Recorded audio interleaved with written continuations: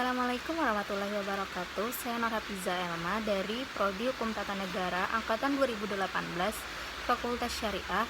Di sini saya akan memenuhi tugas dari kegiatan latihan keterampilan keagamaan yang mana tugasnya yaitu membuat ceramah dalam bentuk video. Di sini saya akan membuat ceramah tentang berbakti kepada orang tua. Assalamualaikum warahmatullahi wabarakatuh.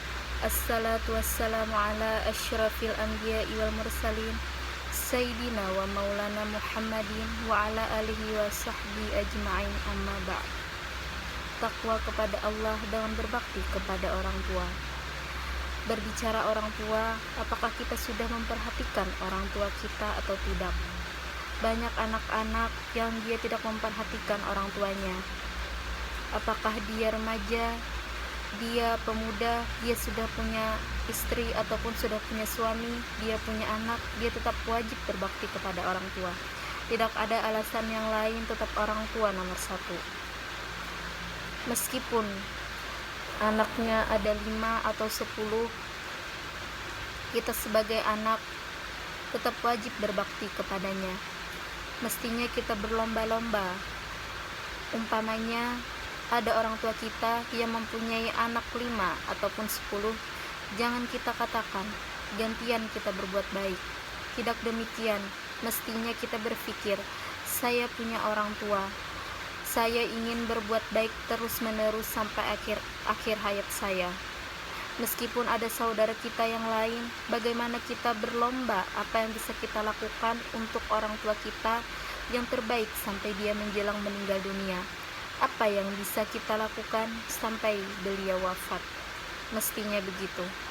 Kadang-kadang tidak demikian.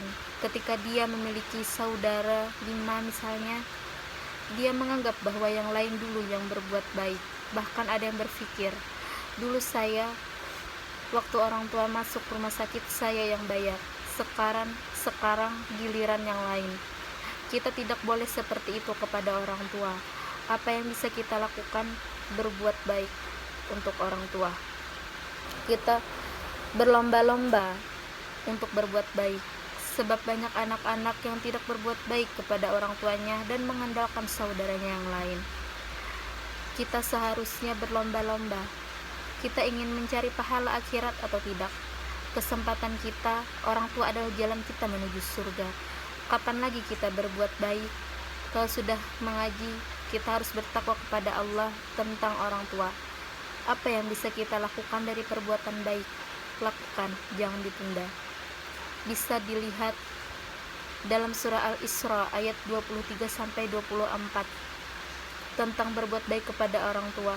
Tidak boleh berkata tidak boleh berkata tidak boleh menengking, tidak boleh menghardik. Jadi berlomba-lomba. Ingat, untuk berbuat baik kepada orang tua jangan hitungan. Apa yang bisa kita lakukan, maka lakukan. Meskipun uang kita habis jutaan atau miliaran untuk berbuat baik kepada orang tua, tidak ada masalah. Allah akan ganti yang lebih baik. Jangankan kita, lihatlah orang-orang kafir saja yang berbuat baik kepada orang tua. Orang-orang kafir saja berbuat baik kepada orang tua. Luar biasa dikasih kehidupannya oleh Allah. Ini padahal orang kafir, apalagi orang Islam yang taat kepada Allah dan berbuat baik kepada orang tua.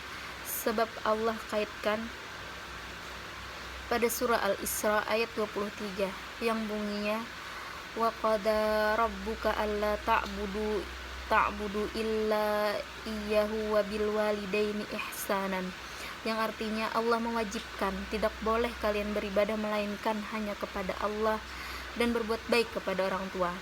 Allah juga berfirman, wa'budullaha wa la tusyriku bihi syai'a wa bil walidaini ihsanan.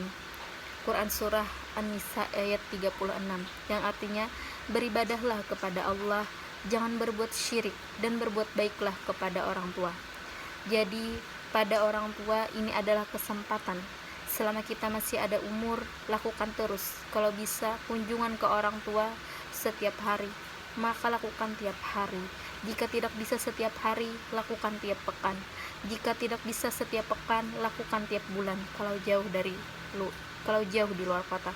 Artinya Ini harus terus berbuat baik dengan apa yang bisa kita lakukan. Jangan datang ke orang tua menyusahkan mereka. Ada anak yang sudah dari kecil dibiayai hidupnya sampai dewasa, sampai nikah. Setelah itu dia datang ke orang tua menyusahkan. Jangan demikian. Apa yang kita bisa bawa untuk orang tua kita, apa yang menggirangkan dia, menyenangkan dia. Umpamanya kita mampu dan dia minta umrah, maka berangkatkan umrah. Kita ada uang dan dia minta haji, berangkatkan haji.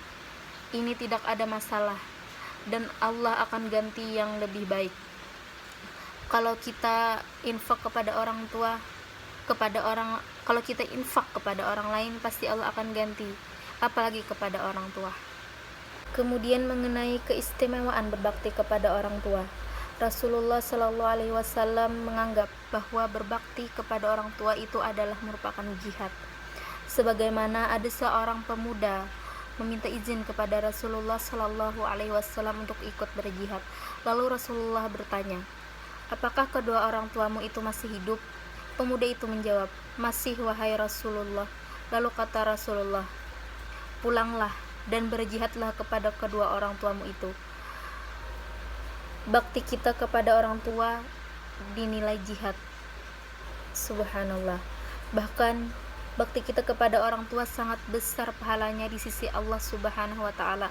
Karena bakti kepada orang tua diberikan balasan oleh Allah di dunia dan akhirat.